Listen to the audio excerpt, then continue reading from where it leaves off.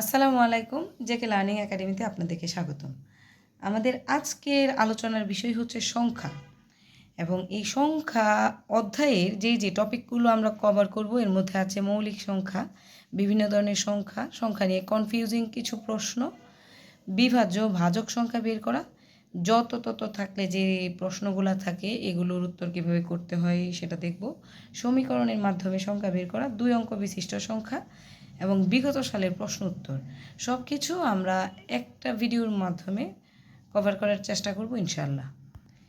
অঙ্ক শুরু করার আগে আমরা সংখ্যা অধ্যায়ের কিছু গুরুত্বপূর্ণ তথ্য জেনে নিই। প্রথমেই আমরা যদি বলি 0, 1, 2, 3, 4, 5, 6, 7, 8, 9, এই যে 0 থেকে 9 পর্যন্ত এগুলো হচ্ছে এক একটা অঙ্ক, আর সংখ্যা কিন্তু গঠিতই হয় অঙ্ক দ্বারা। মানে 512, এখানে 512 এটা কিন্তু একটা সংখ্যা, আর এই সংখ্যার মধ্যে আছে 3টা অঙ্ক, যেমন 5 একটা অঙ্ক, 1 একটা অঙ্ক, 2 হচ্ছে একটা অঙ্ক। আরেকটা গুরুত্বপূর্ণ তথ্য হচ্ছে যে একটা পূর্ণ সংখ্যা 3 ধরনের হয়ে থাকে, যেমন ধনাত্মক, ঋণাত্মক এবং শূন্য। শূন্য হচ্ছে এমন একটা সংখ্যা যা ধনাত্মক ঋণাত্মক কোনোটাকেই বোঝায় না, আর এই শূন্য সংখ্যার আদি ধারণা দেয় ভারতীয়রা। তাহলে এটা একটা এমসিকিউর মধ্যে আসতে পারে যে শূন্য সংখ্যার আদি ধারণা কারা দেয়? ভারতীয়রা। আর এক হচ্ছে সৃষ্টির আদি সংখ্যা এবং গণনার একক। তাহলে গণনার একক কোনটি? এক। আবার আমরা যদি বলি সৃষ্টির আদি সংখ্যা কোনটি? এক। আর এক মৌলিক সংখ্যাও নয়, যৌগিক সংখ্যাও নয়, কোনোটাই নয়। এখন আমরা দেখব যে মৌলিক সংখ্যা বলতে মূলত আমরা কি বুঝি। যে সকল সংখ্যাকে শুধুমাত্র এক এবং ওই সংখ্যা ছাড়া আর কোনো সংখ্যা দ্বারা ভাগ করা যায় না, তাকেই বলা হয় মৌলিক সংখ্যা। তার মানে মৌলিক সংখ্যার উৎপাদক হবে এক এবং ওই সংখ্যাটি। মৌলিক সংখ্যার উৎপাদক তাহলে হবে দুইটি। এটা একটা এমসিকিউ খুবই গুরুত্বপূর্ণ আসতে পারে, যে মৌলিক সংখ্যার উৎপাদক কয়টি? দুইটি। একটা হচ্ছে এক, আর একটা হচ্ছে ওই সংখ্যাটি। আমরা যদি উদাহরণস্বরূপ কয়েকটা মৌলিক সংখ্যা দেখি, যে 2, 3, 5, 7, 29, এগুলো কিন্তু এক একটা মৌলিক সংখ্যা। এখন এই যে 2 সংখ্যাটা, এটাকে আমরা কি দ্বারা ভাগ করতে পারি? 1 দিয়ে ভাগ করতে পারি, 2 দিয়ে ভাগ করতে পারি। তার মানে এখানে উৎপাদক কয়টা? 2টা। সেমভাবে আমরা 3 সংখ্যাকে যদি দেখি, 3কে কিন্তু 1 দ্বারা ভাগ করা যায়, আর হচ্ছে শুধু 3 দ্বারা ভাগ করা যায়। তাহলে এখানে উৎপাদক কয়টা? 2টা। তার মানে একটা মৌলিক সংখ্যার উৎপাদক কয়টি থাকবে? 2টি। খুবই গুরুত্বপূর্ণ প্রশ্ন। আর এক কিন্তু মৌলিক সংখ্যা না। কারণ কি? কারণ হচ্ছে একের উৎপাদক কিন্তু একটাই। এককে কিন্তু এক ছাড়া অন্য কোনো সংখ্যা দ্বারা ভাগ করা যায় না। আর তাহলে একটা মৌলিক সংখ্যার কয়টা উৎপাদক থাকবে? 2টা, এক এবং ওই সংখ্যাটি। ঋণাত্মক সংখ্যা কখনোই মৌলিক সংখ্যা হতে পারে না। তার মানে নেগেটিভ কোনো সংখ্যা কি হতে পারে না? মৌলিক সংখ্যা হতে পারে না। মৌলিক সংখ্যা শুরু হচ্ছে 2 দিয়ে, আর এই 2টা হচ্ছে একমাত্র জোড় সংখ্যা যেটা মৌলিক। অন্য কোনো জোড় সংখ্যা কিন্তু মৌলিক হবে না। কারণ আমি 2-এর পরে 4-এ যদি আসি, এই 4কে কিন্তু আমরা 1 দিয়ে ভাগ করতে পারি, 2 দিয়ে ভাগ করতে পারি, আবার 4 দিয়ে ভাগ করতে পারি। তার মানে এর উৎপাদক হবে কয়টা? 3টা। এটা কিন্তু মৌলিক সংখ্যা হবে না। তার মানে যদি প্রশ্নের মধ্যে আসে যে জোড় মৌলিক সংখ্যা কয়টা? একটা, এবং এই একটা হচ্ছে শুধুমাত্র 2। আর হচ্ছে আরেকটা জিনিস, যে অনেক বড় সংখ্যা যদি থাকে, যে নিচের কোনটি মৌলিক সংখ্যা, এটা চেনার জন্য এটা হচ্ছে ইনিশিয়াল একটা পদক্ষেপ আমরা নিতে পারি, যে একক স্থানীয় অঙ্কের মধ্যে যদি 1, 3, 7, 9 এগুলো থাকে, সেক্ষেত্রে ম্যাক্সিমাম টাইমে এগুলো মৌলিক সংখ্যা হতে পারে। 100%ই যে হবে এরকম কিন্তু কোনো কথা না। ঠিক আছে? 1 থেকে 100 পর্যন্ত মোট মৌলিক সংখ্যা আছে 25টি। এটা প্রায় সময়ই পরীক্ষার মধ্যে এমসিকিউ আসে, যে 1 থেকে 100-র মধ্যে মৌলিক সংখ্যা কয়টি? 25টি। এর মধ্যে 1 থেকে 10-এর মধ্যে আমরা মৌলিক সংখ্যা যদি দেখি 4টি, 2, 3, 5, 7, 4টি। 11 থেকে 20-এর মধ্যে মৌলিক সংখ্যাও আছে 4টি, 11, 13, 17, 19। দেখেন আমরা যে একটু আগে বলেছিলাম যে একক স্থানীয় অঙ্কে 1, 3, 7, 9 থাকলে, এখানে দেখেন 1, 3, 7, 9 এগুলো কিন্তু মৌলিক সংখ্যা। 21 থেকে 30-এর মধ্যে মৌলিক সংখ্যা হচ্ছে 2টি, 23 এবং 29। 31 থেকে 40-এর মধ্যে 2টি, 31 এবং 37। 41 থেকে 50-এর মধ্যে মৌলিক সংখ্যা 3টি, 41, 43 এবং 47। 51 থেকে 60-এর মধ্যে মৌলিক সংখ্যা দুইটি, 53 এবং 59। 61 থেকে 70-এর মধ্যেও দুইটি, 61 এবং 67। 71 থেকে 80-এর মধ্যে মৌলিক সংখ্যা হচ্ছে তিনটি, 71, 73 এবং 79। 81 থেকে 90-এর মধ্যে হচ্ছে দুইটি, 83 এবং 89। 91 থেকে 100-এর মধ্যে মৌলিক সংখ্যা একটি, এটা হচ্ছে 97। তার মানে এটা যদি পরীক্ষার মধ্যে আসে যে 1 থেকে 30-এর মধ্যে মৌলিক সংখ্যা কয়টি, তাহলে হবে 10টি। 1 থেকে 40-এর মধ্যে মৌলিক সংখ্যা কয়টি, তাহলে হবে 12টি। এভাবে গুনে গুনে ক্যালকুলেশন করে আমাদের আনসারটা করতে হবে। কিন্তু 1 থেকে 100 পর্যন্ত এটা আমরা মুখস্থই রাখতে পারি যে কয়টা মৌলিক সংখ্যা, 25টা। তারপরে সহজে মনে রাখার জন্য আমরা এই ডিজিটগুলো মনে রাখতে পারি মোবাইল নাম্বারের মতো করে, 4422322321 এরকম করে মনে রাখা যায় যে 1 থেকে 100-এর মধ্যে মৌলিক সংখ্যাগুলোর যে ক্রমিক নংগুলো আর কি। এই যে এখন আমরা দেখব বৃহত্তম ক্ষুদ্রতম সংখ্যা। এখান থেকে কিন্তু প্রায় সময় বিসিএস হোক বা অন্যান্য যে 10তম থেকে 20তম গ্রেডের বিভিন্ন পরীক্ষা আছে এগুলোতে প্রশ্ন আসে, লিখিত আসে, প্লাস হচ্ছে এমসিকিউর মধ্যেও আসে যে 0, 1, 2, 3 দ্বারা গঠিত বৃহত্তম ও ক্ষুদ্রতম সংখ্যার মধ্যে পার্থক্য কত। বৃহত্তম মানে বড়, ক্ষুদ্রতম মানে ছোট, এটা তো আমরা সবাই জানি। এখন এখানে কিন্তু আমাকে কয়েকটা অঙ্ক দিয়ে দিছে তারা, যে এই 4টার মাধ্যমে গঠিত বৃহত্তম ক্ষুদ্রতম সংখ্যার মধ্যে পার্থক্য কত। তাহলে এই 4টা অঙ্ক দিয়ে যখন আমরা বৃহত্তম সংখ্যা গঠন করব, কি আসবে? প্রথমেই কিন্তু 3 আসবে, তারপরে কিন্তু আসবে 2, তারপরে আসবে 1, তারপরে আসবে 0। এটা হচ্ছে এই 0, 1, 2, 3 দ্বারা গঠিত বৃহত্তম সংখ্যা। আর এই 4টা অঙ্ক দ্বারা গঠিত ক্ষুদ্রতম সংখ্যা কি হবে? প্রথমেই আসে হচ্ছে 0, 0 দিয়ে তো কোনো সংখ্যা শুরু হতে পারে না, তার মানে এটা হচ্ছে বৃহত্তম সংখ্যা ধরলাম আমরা, বৃহত্তম। তাহলে ক্ষুদ্রতম সংখ্যাটা কি হবে? 1, 0, 2, 3, এটা হচ্ছে ক্ষুদ্রতম সংখ্যা।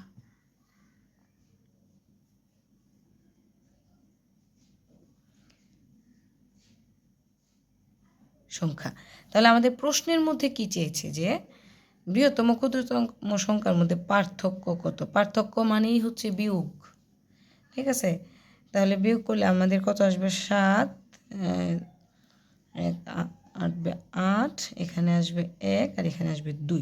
তাহলে উত্তর কোনটা? উত্তর হচ্ছে গ নাম্বার, যে 0, 1, 2, 3 দ্বারা গঠিত বৃহত্তম এবং ক্ষুদ্রতম সংখ্যার মধ্যে পার্থক্য হচ্ছে 2187। এখন আমরা যে প্রশ্নটা দেখব এটা 29তম বিসিএসে এসেছিল, যে 5 অঙ্কের ক্ষুদ্রতম সংখ্যা ও 4 অঙ্কের বৃহত্তম সংখ্যার অন্তর কত। আচ্ছা, 5 অঙ্কের ক্ষুদ্রতম সংখ্যা কোনটি হবে? 5 অঙ্কের ক্ষুদ্রতম সংখ্যার মধ্যে হবে 0 দিয়ে, তো 0 হচ্ছে সব থেকে ক্ষুদ্রতম, 0-র পরে তো আর কিছু নেই 0-র থেকে ছোট। তাহলে ক্ষুদ্রতম অঙ্ক যদি আমরা বলি তাহলে 1, 1-এর পরে হচ্ছে আমরা কয়টা 0 দিব? 4টা। এটা হচ্ছে 5 অঙ্কের বৃহত্তম সংখ্যা। 5 অঙ্কের ক্ষুদ্রতম সংখ্যা। তাহলে 1 দিয়ে 4টা 0, এটা হচ্ছে 5 অঙ্কের ক্ষুদ্রতম সংখ্যা।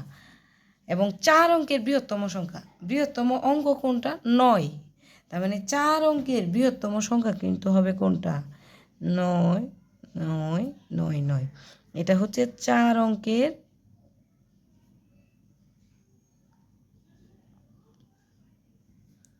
বৃহত্তম সংখ্যা। তাহলে আমাদের প্রশ্নের মধ্যে কি চেয়েছে? যে 5 অঙ্কের ক্ষুদ্রতম সংখ্যা ও 4 অঙ্কের বৃহত্তম সংখ্যার অন্তর কত। অন্তর মানেই হচ্ছে বিয়োগফল। তাহলে এটার বিয়োগফল হবে 1। 10 আছে, 9 থেকে 10 হবে 1 হলে এখানে তো সবগুলো মিলে যাবে। তাহলে এটার উত্তর হবে কত? 1। 5 অঙ্কের ক্ষুদ্রতম সংখ্যা ও 4 অঙ্কের বৃহত্তম সংখ্যার অন্তর 1। এরকম আরও অনেক অঙ্ক আসতে পারে, যে 3 অঙ্কের বৃহত্তম সংখ্যা এবং 2 অঙ্কের ক্ষুদ্রতম সংখ্যার মধ্যে পার্থক্য কত। তাহলে এই নিয়মে হচ্ছে আমরা এই যাবতীয় সকল অঙ্কের সমাধান করার চেষ্টা করব। এখন আমরা দেখব ধারাবাহিক ও ক্রমিক সংখ্যা। প্রশ্নটা কি আছে? যে 3টি ক্রমিক সংখ্যার যোগফল 141 হলে বৃহত্তম ও ক্ষুদ্রতম সংখ্যা দুটির অন্তর কত। তার মানে 141 এই সংখ্যাটি কিন্তু তিনটা সংখ্যার যোগফল। ঠিক আছে, তাহলে তিনটা সংখ্যার গড় কত হবে? তাহলে তিনটা সংখ্যার যোগফল যদি 141 হয়, গড় হবে, আমরা যদি 3 দিয়ে ভাগ করি এটাই হবে গড়। 3 দিয়ে ভাগ করলে এটা হবে, তাহলে 3 4 হচ্ছে 12, এখানে থাকবে 2, 4 থেকে 2 গেলে 2 1, 3 7 21। তার মানে তিনটা ক্রমিক সংখ্যার যোগফল যদি 141 হয়, তিনটা এই সংখ্যাগুলোর গড় হচ্ছে 47, আর এই 47 হবে মধ্যম সংখ্যা। 47 কি হবে? মধ্যম সংখ্যা।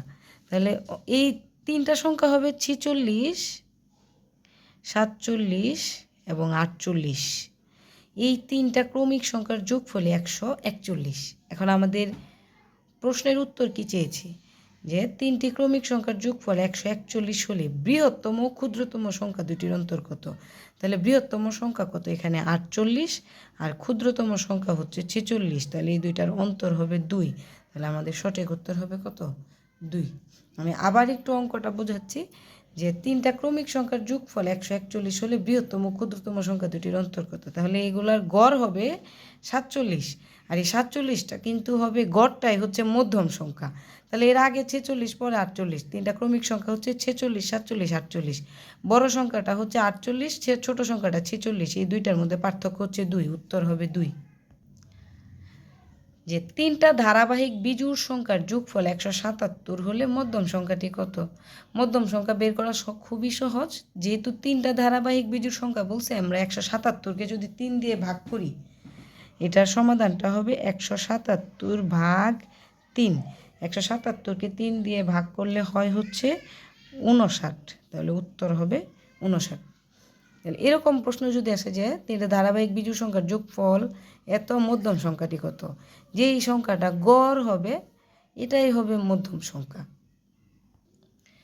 এখানে আছে পরপর 5টি সংখ্যার যোগফল 105 হলে প্রথম দুইটি সংখ্যার যোগফল কত? তার মানে এখানে কিন্তু আমরা আগের যে দুইটা অঙ্ক পড়েছিলাম 3টা অঙ্ক ছিল, এখানে কিন্তু 5টা অঙ্কের কথা বলা আছে, যে 5টা সংখ্যার কথা বলা আছে। 5টা সংখ্যার যোগফল হচ্ছে 105, তাহলে 5টা সংখ্যার গড় কত হবে? 5টা সংখ্যার গড় হবে 105কে যদি আমরা ভাগ করি 5 দিয়ে, তাহলে এটার গড় হবে 21। 21, তার মানে এই 21 কিন্তু মধ্যম সংখ্যা। এর আগে দুইটা সংখ্যা আছে, পরে দুইটা সংখ্যা আছে, তার মানে আমরা যদি 5টা ক্রমিক সংখ্যা যদি আমরা বের করি, তাহলে হবে 19, 20, 21, 22, 23। এই 5টা সংখ্যার যোগফলে কিন্তু 105। কিন্তু আমাদেরকে প্রশ্নের মধ্যে কি চাইছে, যে পরপর 5টি সংখ্যার যোগফল 105 হলে প্রথম দুইটির যোগফল কত? প্রথম দুইটির যোগফল মানে হচ্ছে 19 যোগ হচ্ছে 20 সমান সমান হবে 39। তাহলে আমাদের উত্তর হচ্ছে 39।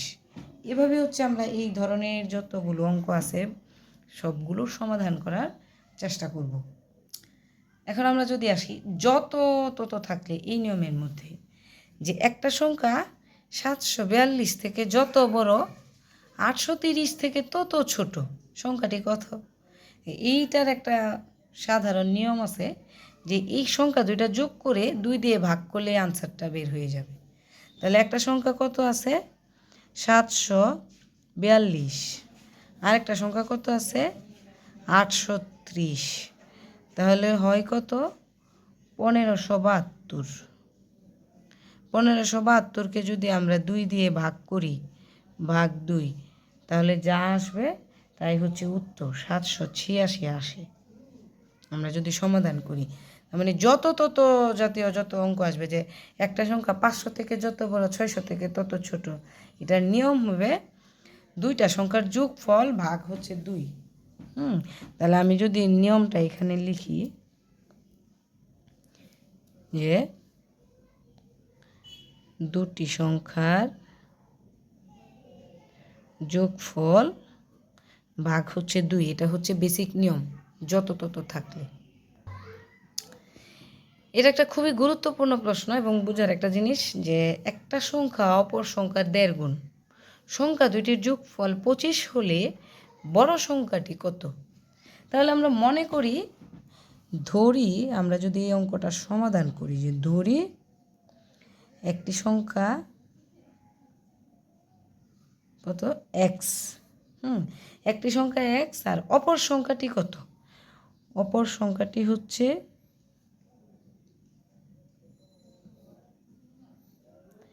এই একটি সংখ্যার 1.5 গুণ, তার মানে এক্সের 1.5 গুণ, 1.5 গুণ, তার মানে এটা হচ্ছে 1.5x। তার মানে একটা সংখ্যা হচ্ছে এক্স আর অপর সংখ্যাটি কত? 1.5x, মানে 1.5x। কিন্তু আমাদের প্রশ্নে কি বলেছে, যে সংখ্যা দুটির যোগফল 25 হলে বড় সংখ্যাটি কত? তার মানে এই সংখ্যা আর এই সংখ্যার যোগফল হচ্ছে 25। প্রশ্ন মতে আমরা যদি যাই, প্রশ্ন মতে এক্স প্লাস 1.5x ইকুয়াল হচ্ছে কত? 25। এখন আমরা এই দুইটা যদি যোগ করি তাহলে কি আসবে? এখানে কিন্তু একটা এক্স আছে আর এখানে 1.5x আছে, তার মানে এখানে হবে 2.5x ইকুয়াল কত? 25। তাহলে বা এক্স ইকুয়াল কী হবে? এখানে যেহেতু গুণ আকারে আছে, এইদিকে গিয়ে ভাগ হয়ে যাবে, 25 ভাগ 2.5। সুতরাং এক্স ইকুয়াল কত? 10। তার মানে এক্সটা কিন্তু ছোট সংখ্যাটা, কিন্তু আমাদের প্রশ্নে কি চাইছে? বড় সংখ্যাটা। তাহলে বড় সংখ্যাটি কি হবে? বড় সংখ্যাটি হচ্ছে এক্সের 1.5 গুণ, মানে 10 × 1.5 ইকুয়াল হচ্ছে 15। তাহলে এখানে উত্তর কি হবে? 15। একটা সংখ্যা অপর সংখ্যার 1.5 গুণ, সংখ্যা দুইটির যোগফল 25 হলে বড় সংখ্যাটি হবে কত? 15। এভাবে করে আমরা সমীকরণের মাধ্যমেও এই সংখ্যাগুলো অঙ্কগুলো সমাধান করতে পারি। এখন আমরা দেখব সমীকরণের মাধ্যমে সংখ্যা বের করা। এখানে প্রশ্নটা কি বলছে? কোন সংখ্যা হতে 175 বিয়োগ করে 130 যোগ করলে যোগফল 297 হবে? তার মানে আমরা এই যে কোন সংখ্যা, মানে এই সংখ্যাটা মনে করি এক্স, মনে করি সংখ্যাটি এক্স। তাহলে এক্স থেকে কি করতে হবে? 175 বিয়োগ করে 130 যোগ করতে হবে, তারপরে যোগফলটা হবে 297। তাহলে এক্স বিয়োগ 175, একটা সংখ্যা হতে 175 বিয়োগ করলাম, করার পর আবার কি করতে হবে? 130 যোগ করতে হবে। যোগ কত? 130 ইকুয়াল কত হবে? 297। মানে এক্সের মান আমাদেরকে বের করতে হবে, বা এক্স মাইনাস 175 থেকে 130 গেলে আসে হচ্ছে -45 সমান সমান হচ্ছে 297। সুতরাং এক্স সমান বা 297 প্লাস হচ্ছে 45 সমান সমান কত হয়? 342। তাহলে এটার উত্তর হবে 342। যে কোন সংখ্যা হতে 175 বিয়োগ করে 130 যোগ করলে যোগফল 297 হবে? এটা হবে 342। 342 থেকে 175 বিয়োগ করে 130 যোগ করলে উত্তর হবে 297। এখানে সমীকরণের মাধ্যমে যদি আমরা আরেকটা সমাধান করি, যে একটা সংখ্যার বর্গের সাথে 4 যোগ করলে যোগফল 40 হয়, সংখ্যাটি কত? একটা সংখ্যা মনে করি সংখ্যাটি এক্স,